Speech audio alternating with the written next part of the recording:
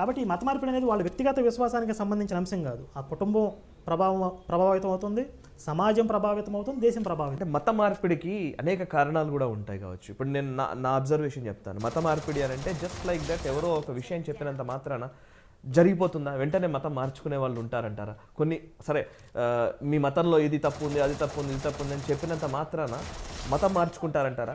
ఇంకా ఈ మతం సరే హిందూ ధర్మంలో నుంచి ఇంకొక మతానికి వెళుతున్న వాళ్ళకు వాళ్ళు చెప్తున్న కారణాలు ఇంకా వేరే కూడా ఉన్నాయి. అసమానతల గురించి మాట్లాడుతున్నారు, సామాజిక అసమానతలు ఉన్నాయంటున్నారు.